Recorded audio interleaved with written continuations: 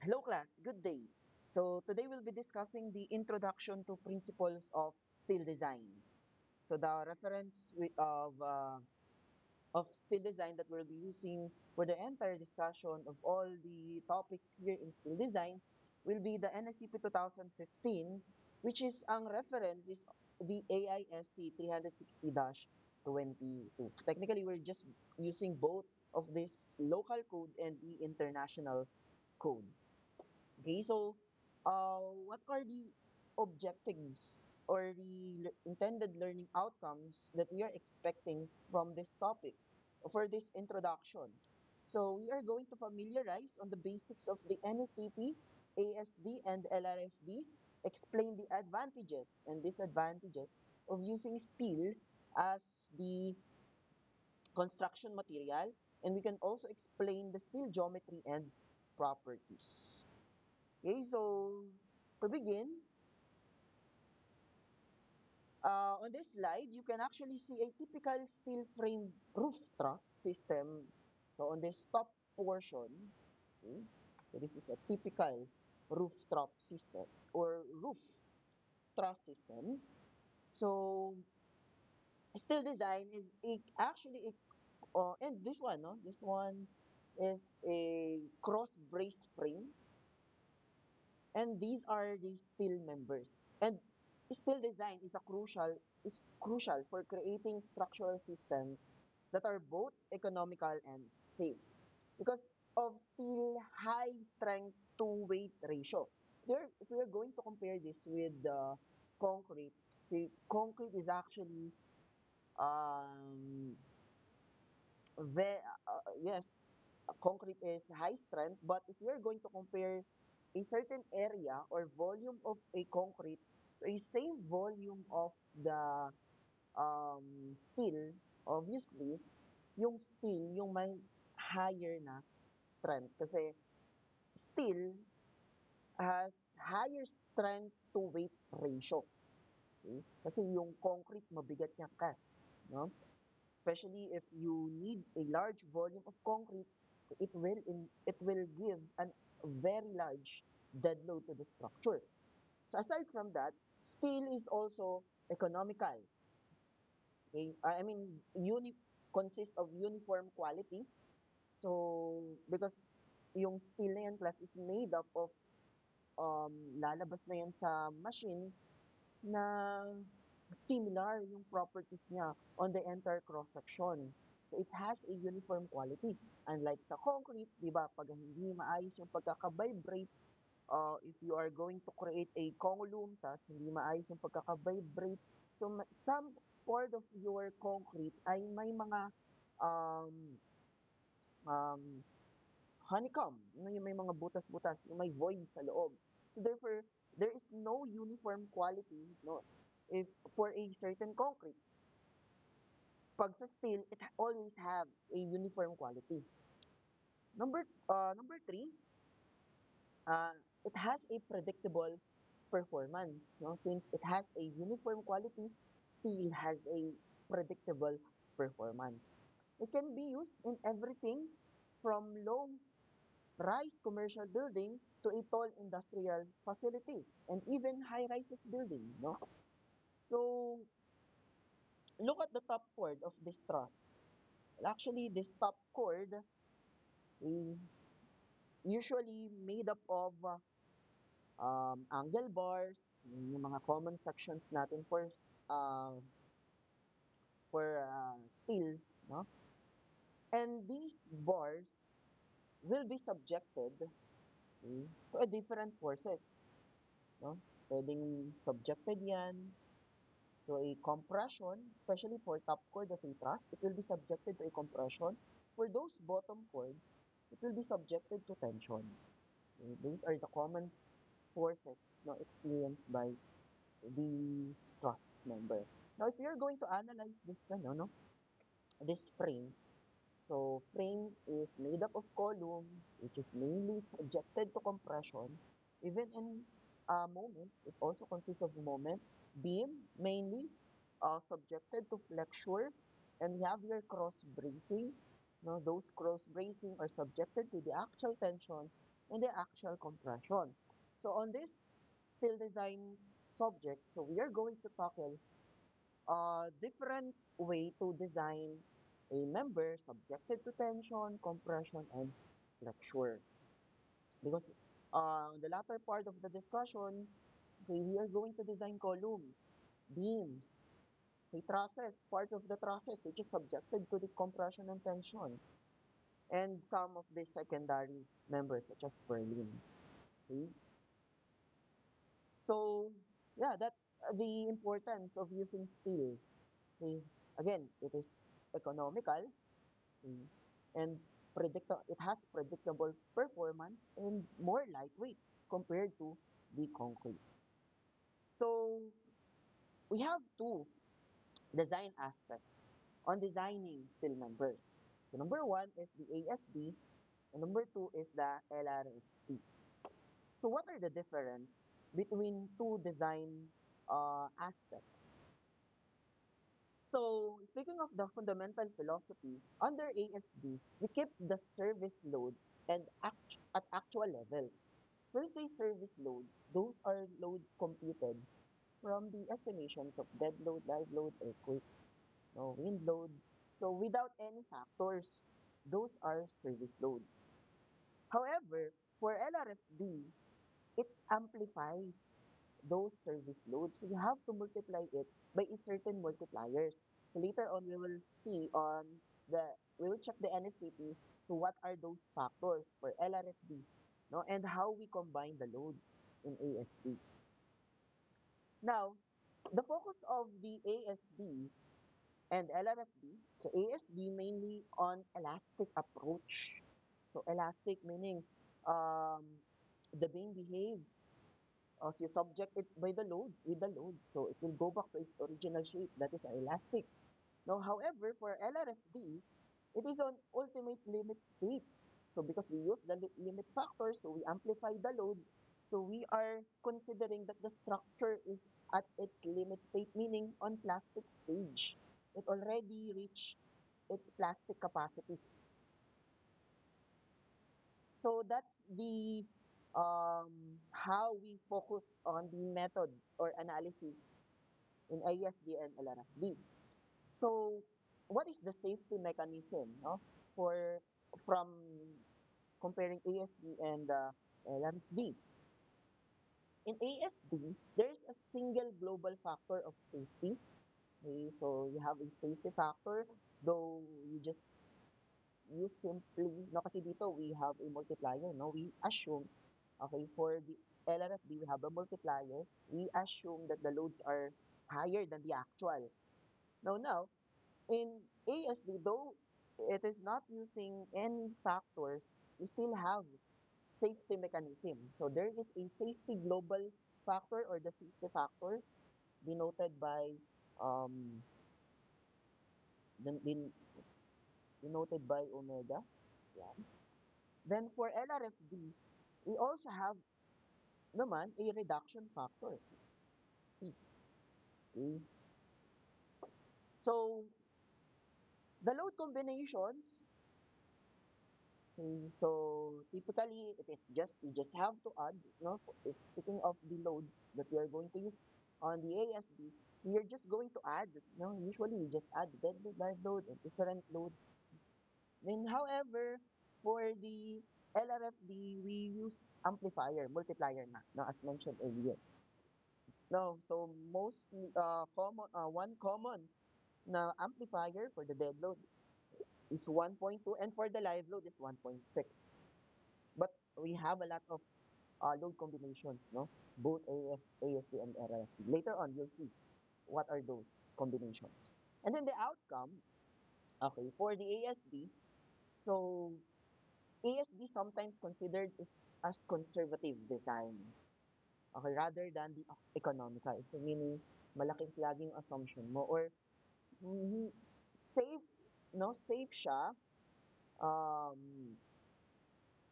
rather than mo safe and economical. Pag sinabi kasing conservative, so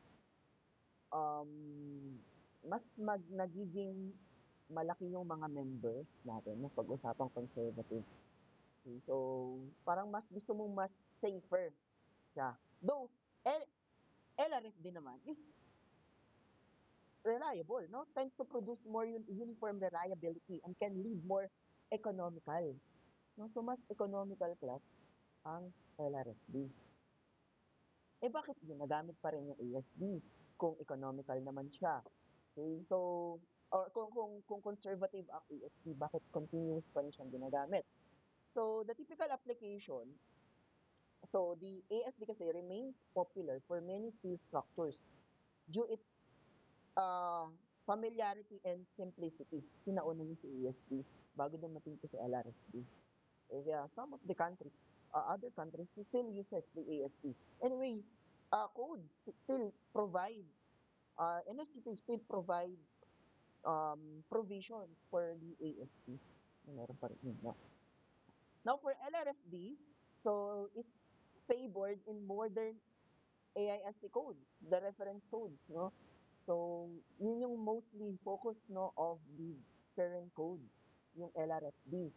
And then, it is also widely used in reinforced concrete, even in RCD, reinforced concrete design, LRFD din ang gamit, no? Because it reflects the limit states design principles seen around the world. So, we maximize the capacity of a given structural members. So, in general, so both methods are valid and safe, but LRFD more precisely balances load uncertainties and member capacities, often leading to more efficient design. So, however, ASD meanwhile remains a simpler, more traditional approach that any engineers can still prefer or can still use. Okay, so you can still both use ASD and LRFD on your design. Okay, so therefore, on the following problems that we're going to solve on the next discussion, so we are going to solve both ASD and LRFD to check, no? Kung ano ba yung mas, kung totoo ba na mas economical talaga sa LRFD. We will see, no? On the next discussion. So here are some of the load combination. Here are the uh, resistance factor for LRFD. So once we calculate the 100% capacity, that is your Rn. Okay. So the nominal strength refers to the 100% capacity of your structure.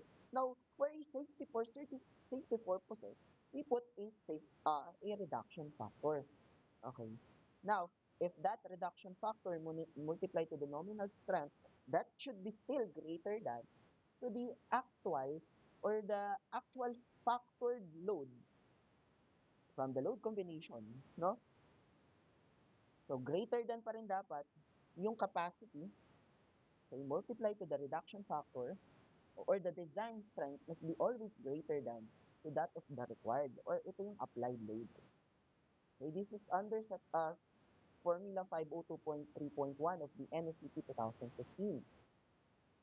Now, for the ASD, the RN, the nominal capacity, okay, earlier, di ba, we multiply it by the reduction factor. Now, we just divide this by the safety factor.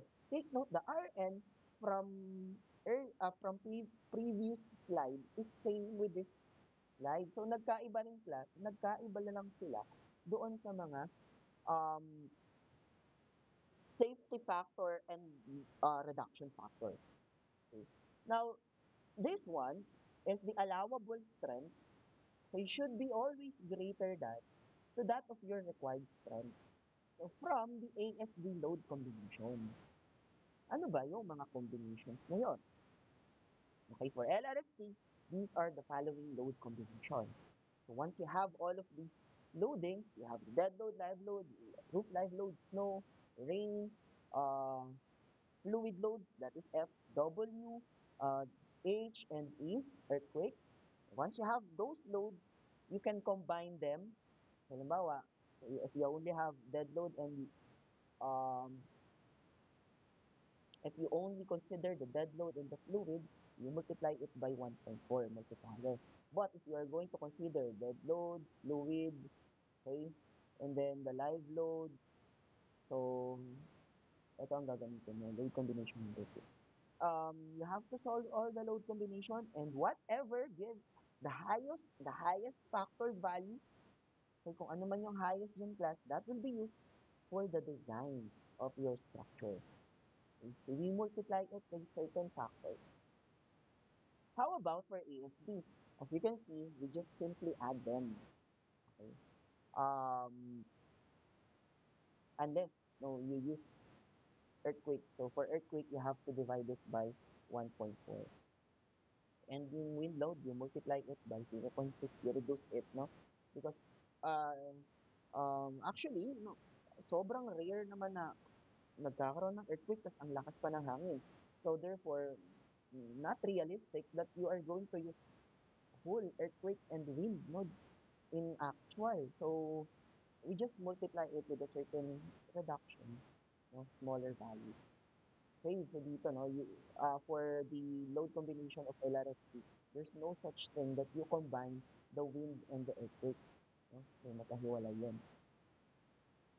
Okay, so, those are the common, no? Common load combination from the NECP. So, you may just check this section or this page, 2-11, chapter 2 of the NECP. So, ando dun yung mga different load combinations. Now, let's understand the material properties of steel. Okay, so we have so-called the yield strength and the tensile stress or FU. So what are the difference with the yield strength stress and the tensile stress, or commonly known as the ultimate stress? So the yield stress is the stress at which the steel begins to deform plastically. Now, once it reach the yield stress, as you can see here on the figure, okay, so it reached the yield stress, it will now behave as plastic. So as you can see here, there is a line here, before it reached the yielding point. Because before the material reach the yielding point, it is still elastic. So pag nag-yield na siya, guys, um, mag-start na siya maging plastic. So, yung limit na to class, E36 for E36, so that is 248 megapascal. Once it reach 248 megapascal, it start to behave as a plastic material. Okay, those are the yielding stress. So we also have yielding stress. Now we also have A50. These are the common materials being used in steel design construction. So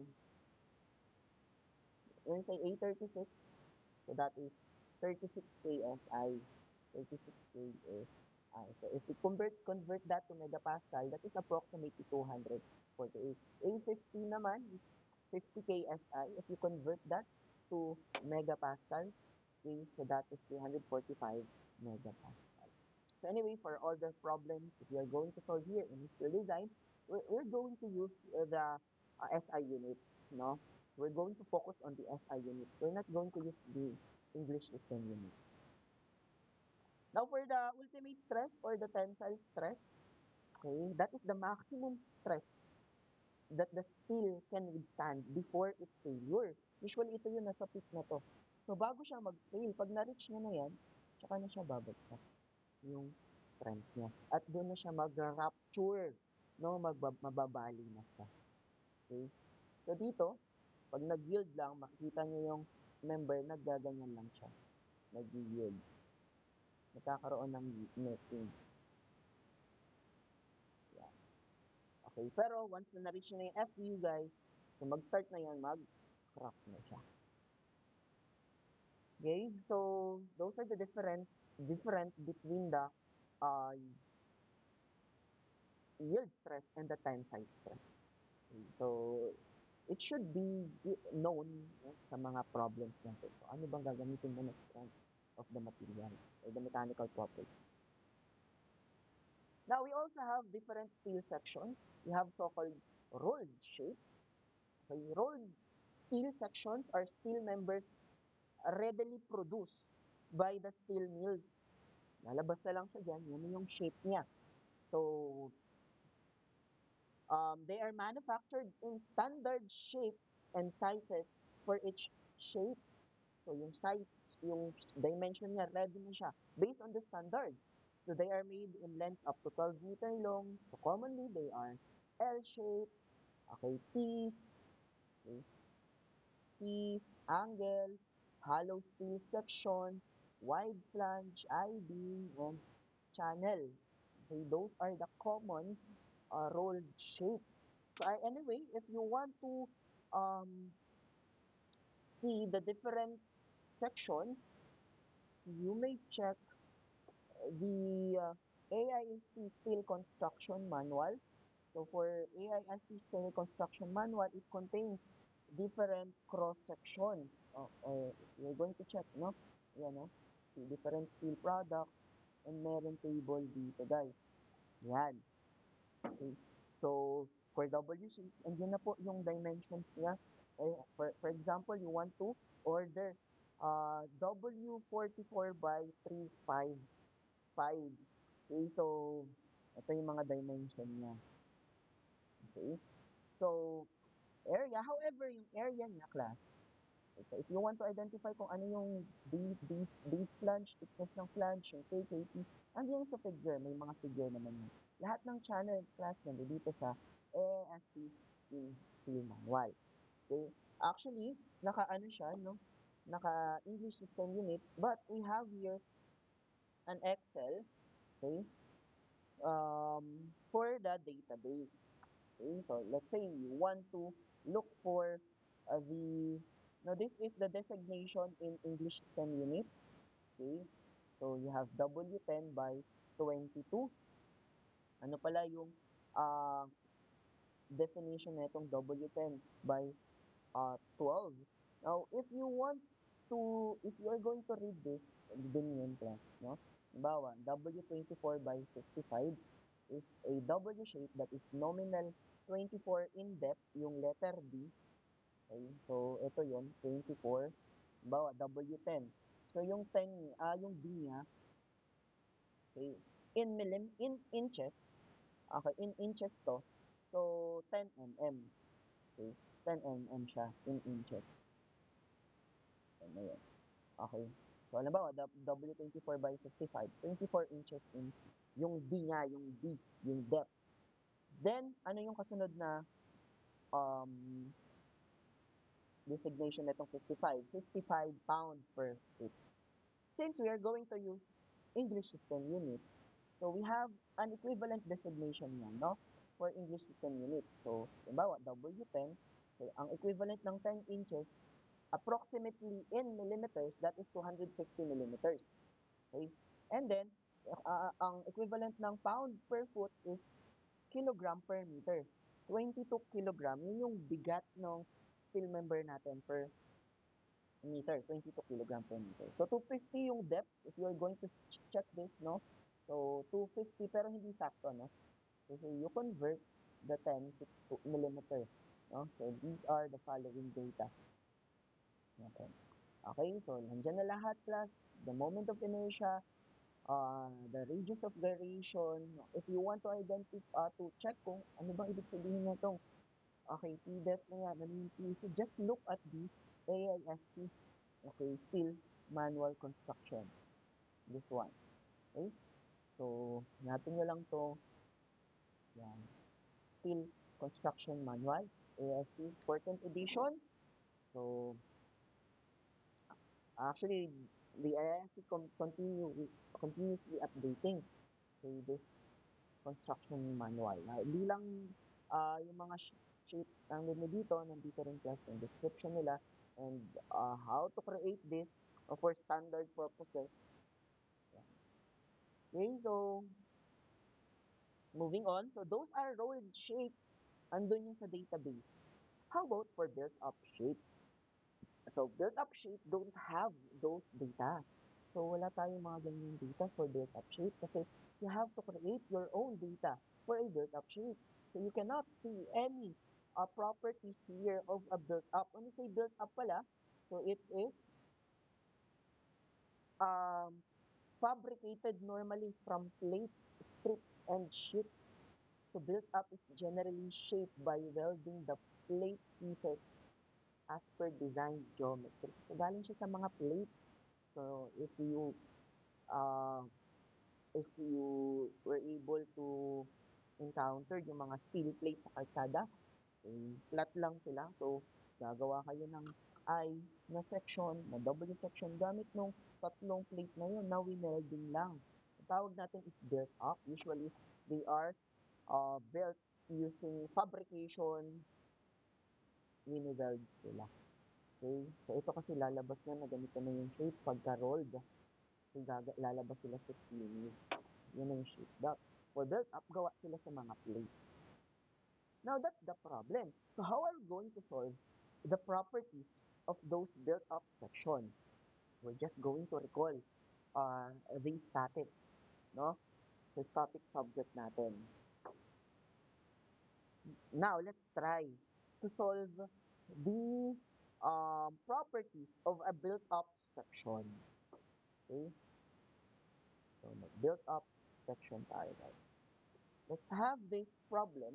Number one, we have a symmetrical I section. So we are going to determine some of its properties. No? Ang tawag pala natin dito class is BF, flange. And this one is your flange. Anyway, so let's go back here. So this one is flange, flange, yan, flange. Anyway, if you want to be familiar with the term flange, web, just look at the AISC steel construction manual kasi may mga tawag yung mga part na yan. Ito, ang tawag dyan is web. Ito yung sa ano na yan is flange. Ito is flange, base flange. Tapos ito ay web. Kasi ito, si hollow steel section, wala siyang tinatawag na flange and web. Okay, so ito, angle, thickness lang meron tayo dyan. D tsaka P. So, sa ano na, D tsaka D. But you can also call that flange. But usually, we designate flange to those na mga T's, flange, ito, wide flange, na W section, sa I, wide flange, and then yung channel. Pag web naman, yun yung mga vertical members, ayan, web. Those are vertical members. Okay. So,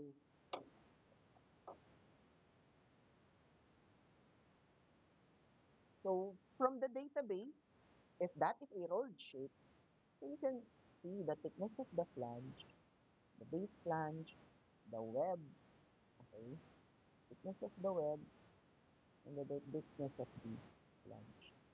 Okay. So, the base flange, the length of the base flange, if that is a symmetry. So now we are going to solve its section properties. So, one important section properties is of course the total area. So yung area ng section. Pagka rolled shape yan guys ha, built up kasi ito. Pagka rolled shape yan, meron na yung area na pinapakita. Doon tayo sa my database natin. No? So, it already consists of total area here. No? If that is a rolled shape, okay? Now, if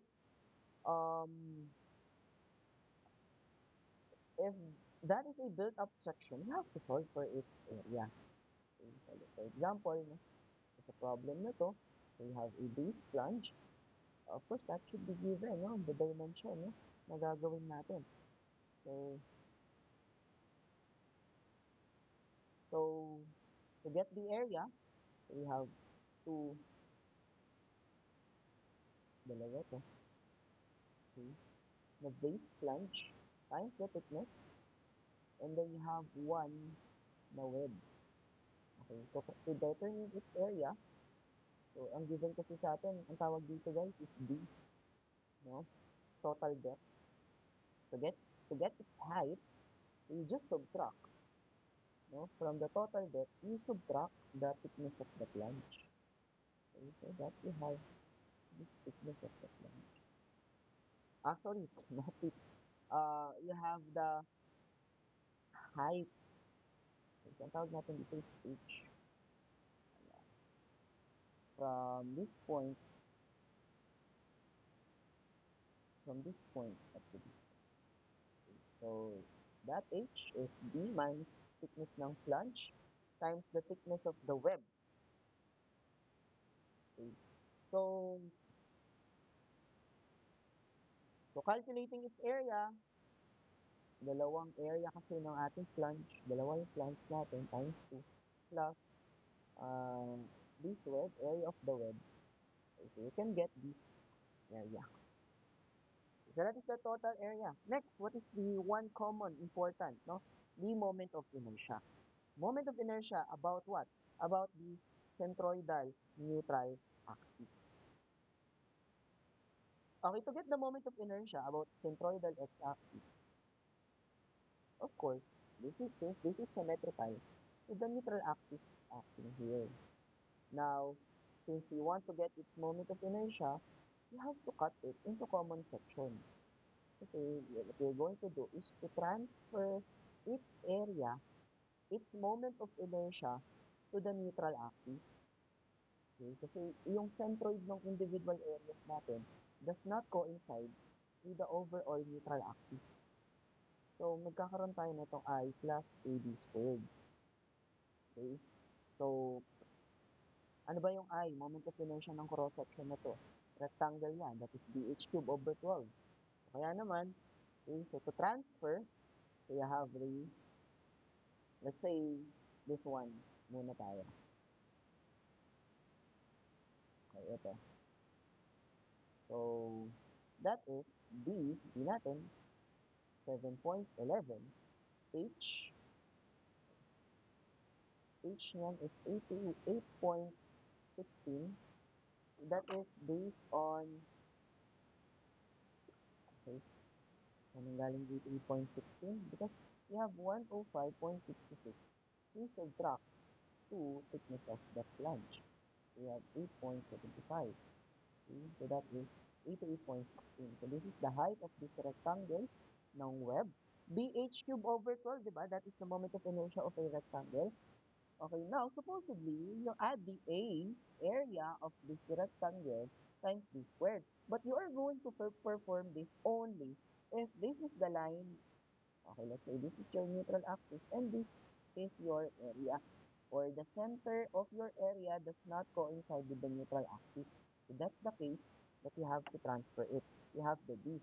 Since this web, yung neutral axis, yung sarili niyang centroid ng web coincide with the neutral axis. Therefore, you don't have to transfer it. Pagdating natin dito sa web, yung sarili niyang centroid, okay, does not coincide with the neutral axis. You have to transfer. Kaya naman, makikita nyo dito, since dalawa yung flange natin, times 2. So, B, H, cube over 12, plus area of this flange. Okay. So, the area of the flange is base times height. Times B squared. So, what is B? B is the distance from here up to here. Okay? So, ano bang distance yan? Ito, mula dito. Sa gitna nito. Hanggang doon. So, if you have 105.66, okay, if you have 105.66, diba, you just divide this by 2, 5.66, just divide it by 2.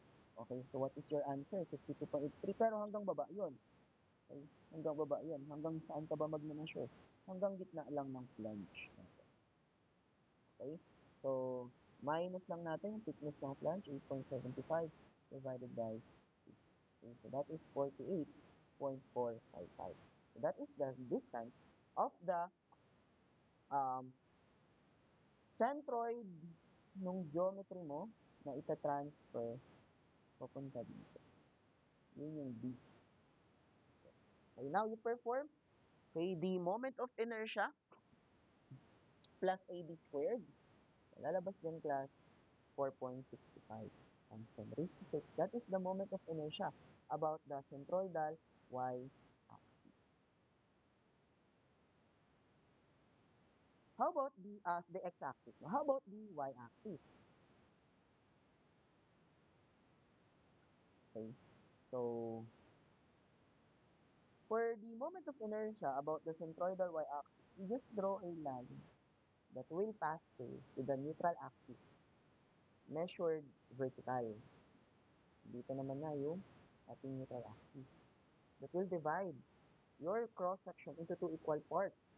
Equal area, or equal, okay? So, since that is symmetrical, so nandiyan na yung kanyang neutral axis. So, now have to perform moment of fusion. Since ito yung ating neutral axis, pag nag-BH cube tayo, ito yung B natin, B, ito yung H natin. So, BH cube over 12. Do we have to transfer each area? So, if we are going to divide this area by 3 area, make this one. Okay, this area, okay, ito siya, no? Kasi ito yung neutral axis natin. Okay, neutral axis, so Y. So, if you're going to look at the centroid of this rectangle, it coincides, no, with the neutral axis, Y neutral axis. So, therefore, you don't have to transfer it. Just perform the BH cube. Ito yung B natin, and then this is your H. So, nag-BH cube over 12. Take note yung B, pag moment of inertia tayo, is always parallel to your neutral axis. Okay? So, ngayon, for this flange, yung din natin dyan class yung thickness of the flange. So that is, ito yun, 8, dalawa yan kasi dalawa yung ating flange. 2 times B H cube over 12. Yung H natin guys is the base flange. Okay, plus, you may actually include AB squared. This is area of the flange times B. But again, the B is just 0. Again, B is 0 because the centroid of your flange coincide with the neutral axis. Of Y, Of Y neutral axis. Okay, even for this web, if you're going to analyze this web, okay, let's analyze this web. Yeah, so that web, we're going to check. Yeah. Yung centroid niya rin of the web coincide to the neutral axis. Therefore, you don't have to transfer it. Okay? So, ito naman yung moment of inertia ng web. Okay? So, what will be your B? Ito naman po, parallel dapat siya, no? Parallel siya with the neutral axis. This is your B. This is your H cube over 12. So, that is your I1. Moment of inertia about Y axis. Centroidal Y axis. You have the IX, you have the IY, which is one of the most important values in section property. The area, moment of inertia, yun yung mga mahal. Aside from that, we also have to get, okay, the section modulus. Section modulus is just the IX over C. So what is C? C is the distance. Now, since this is SX, so you draw the neutral axis since nasa gitna lang naman siya. Okay, so what is C? This is the distance from the neutral axis to the top fiber or the bottom fiber. Since equal lang naman yan guys, divide lang natin by 2. Okay, so your Ix, okay, which was solved earlier, must be divided by C, or the distance from the neutral axis at x-axis papunta doon sa top or bottom. That is Sx. Section modulus. Okay, how about the section modulus y? Sy. You have to divide the moment of inertia sa y, which was solved earlier, by the, let's draw a line. This is your y-axis. What is your c here? Okay, ito naman yung c natin dito. C sa left or papunta dito C sa right. Since symmetrical lang naman yung class, equal lang yun. Okay, so this is 103 divided by 50. Okay, that is your F1. Aside from that, you also need to get the radius of gyration. The radius of gyration is the Ix over the gross area. The total area of your cross section. This was solved earlier, no? Ayan, no? You just get the total area of your cross section and divide it, or the square root. This is the formula for the radius of gyration. So on next discussions natin, you will use this radius of gyration. So ma-appreciate nito kung saan magagamit. Okay? So the Ix, you just divide this for the Rx, no? You divide this by total area. Okay, and this is your answer. And for Iy, you divide it by the total area. And this is your. Okay, so yan. In summary, here are the section properties. So as you can see, your Ix is larger than Iy. And what does it imply? So it means that your x-axis, once it bends about the x-axis, it is stronger than the y-axis. Mahirap siyang i-bend about dito. Bawa, yung column natin, so magbe-bend siya about the x-axis. Magbe-bend siya dito, no? Magro-rotate siya dyan about the x-axis. Mahirap mangyari yon. Pero pag nag-rotate siya dito sa y-axis, mas madali siyang magawa kasi mababa yung kanyang moment of inertia. So along with that, you can also check the radius of gyration with the section of modulus there, no? The higher section of modulus, the stronger the beam is, no? So, taas yung moment of inertia, radius of gyration, malakas yung ating section about that axis. About, kasi you have to axis, no? So, of course, kaya naman kapag nilalagay natin siya as a beam, kapag lalagay mo siya as a beam, so dapat nakaganyan, di ba?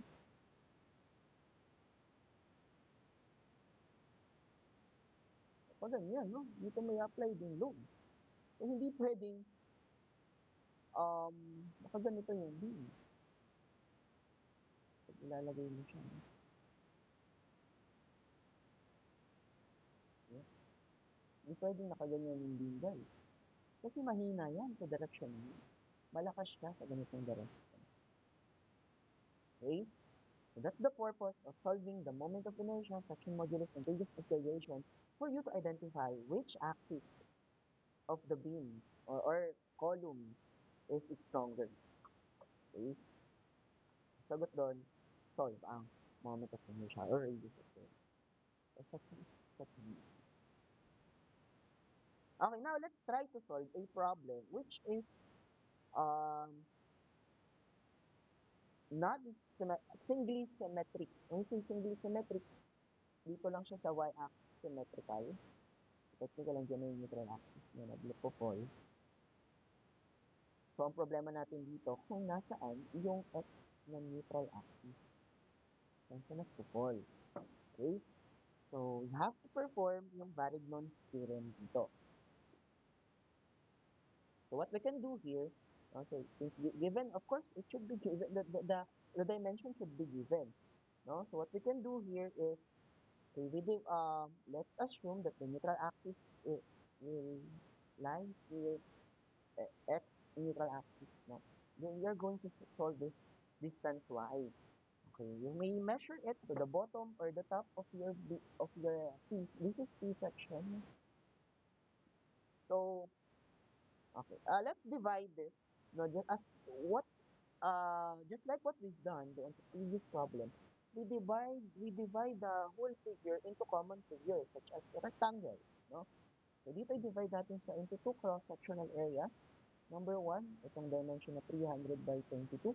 And then number 2, yung dimension na 20 by 250. And then i-table lang natin, no? Mas madali kasi makita naka-table.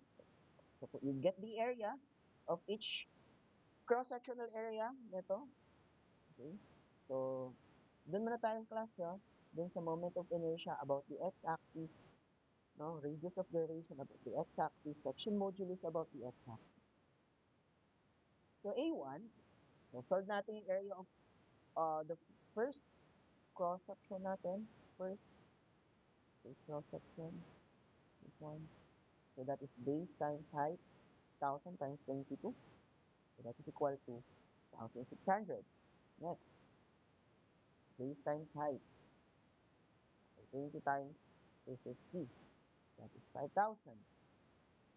The next thing to do to add those area, so adding, we have 11,600.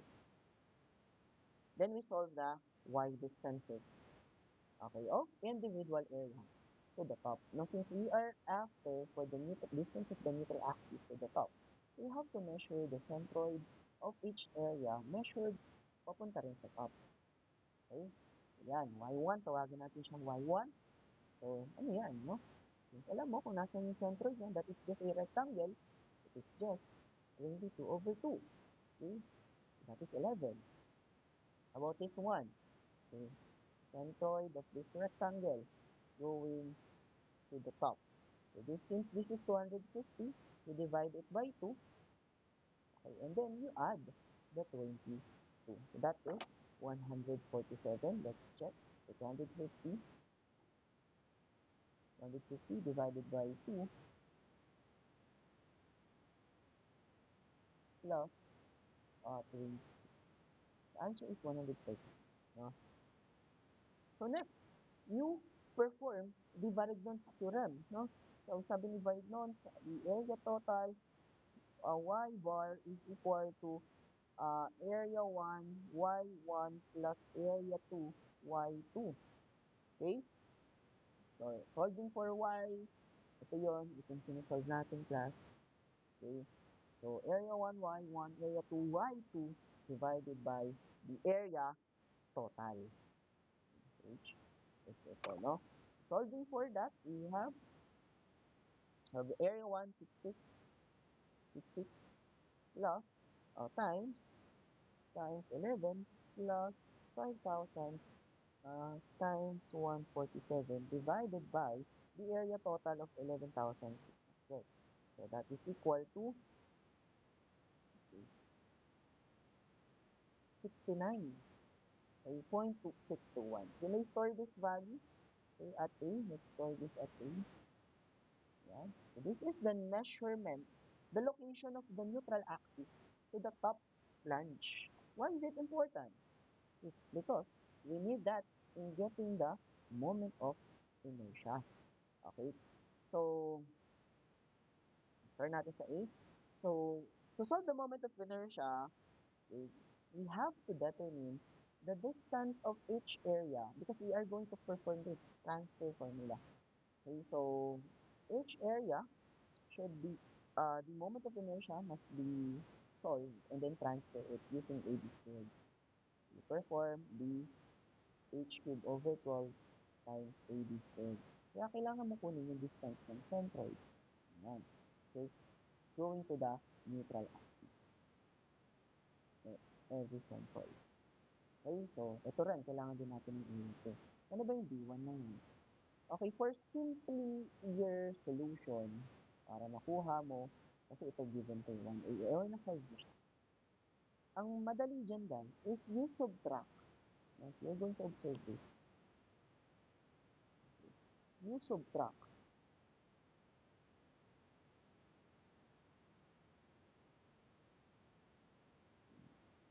Okay. You subtract, you have y and a, then you measure it earlier, y1, kaya tinable natin yun. I-minus mo lang yung y and a tsaka y1. That is d1. Diba? How about the d2? How can you solve that? It will still involve y and a. Okay? Tingnan nyo ha. How do we solve this d2? You have this y2. Ayan. Sunod na yung kanina. Then, you just subtract the y and a. Always involve the location of the neutral axis. So, yun nandito. Minus mo lang siya. So, we're going to substitute. So, we are now going to perform this, no? So, B. As you can see here, no? How I write the area. Ito, I always start with B and then H. BH. Kasi para hindi ako malito sa moment of inertia. BH cubed over 12 plus area. Okay. Then, distance na to. So, 11, no? 11 minus 1 YNA. So, di ba sir, negative yun? Okay lang yung plus kasi naka-squared naman yan. Kahit magbaliktad yung dalawa niya. Okay, tingnan yung gagawin natin sa pangalawa. BH cube over 12 din. Plus, area B, tingnan natin, tingnan yung ginawa sa B, oh. Okay, para similar kung anong ginawa dito, you just subtract yung y minus the distance of the neutral axis. Okay, so may pattern, no? So, parang hindi ka na nahihirapan class yung mga distance ngayon. Okay? It is just the neutral axis or yung distance of each centroid to the reference point, which is yung top, okay, minus the neutral, then squared. Just solve this, and then solve this, and then add them. Okay, you can get the gross moment of inertia about the neutral axis. That is 77.925 times 10 raised to 6 millimeter raised to 4. Okay, so that is the moment of inertia. We now have the answer. The moment of inertia about the x-axis. So what's next? Okay, so next is the section modulus. Now for section modulus, so that Sx, no? Sx will be divided, or Ix will be divided by C. Unfortunately, the value of C is no longer equal from, kasi di ba we measure the C from the neutral axis papuntang baba or papuntang taas. Eh sir, magkaiba ng value yan. Okay, yung Sx,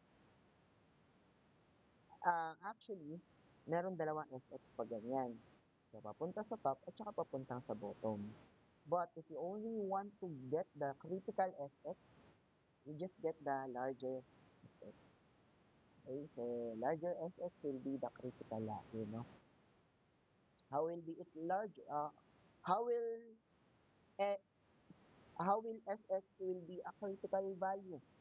Magiging critical siya okay, kapag ka malaki yung C or papaliitin natin yung Sx. Malaki dapat yung C. So, dapat piliin natin kung sino mas malaki sa C na ito. Yung papunta sa top or papuntang bottom. We already have this value, y and a. Yan. So, how about papunta sa bottom? You have the total depth, 250 plus 22. Just subtract 69. Okay. You don't have to perform Barigdons ulit ha. So, subtract mo na lang yung sa total depth mo na to. Okay? So, kaya ang makuha mo dyan class, okay, papuntang bottom no, is 250. Okay, now just select which is the larger value from top and bottom so that your section modulus, okay, will, your Ix will be divided by that C. Okay, so, ayan. So, we store this at C, store it at B, just divide this Ix by the value of C. We have 389.989 10 raised to, okay, let me just check. I guess it should not be times 10 raised to 6. So we have 78.9256 times 10 raised to 6. We divide this by 202.379. That is times 10 raised to 3 lang. It should be times 10 raised to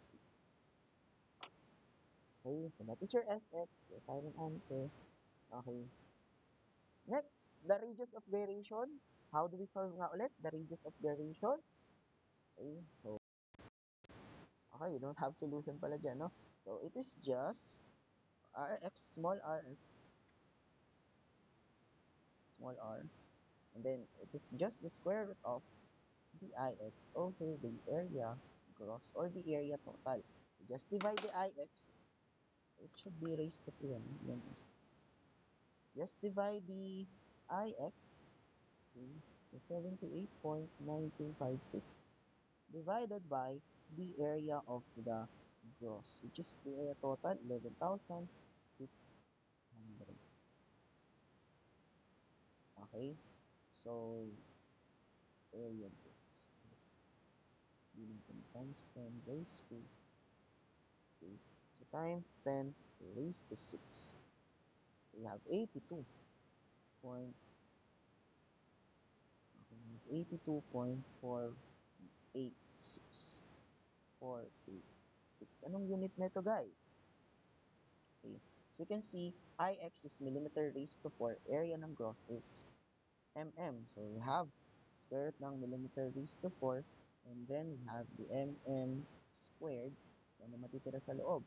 Mm squared. Okay, mm squared. Take the square root. So millimeter. Okay, yung ating Rx. So that is your answer for this problem. So you have the Ix, Sx, and Rx. Okay, so hope you understand how to calculate the section properties, especially these important section properties IX, RSS, and SX. The other properties will be discussed on the next chapter of this steel design. So thank you guys for listening. See you on the next discussion. Bye everyone. Thank you.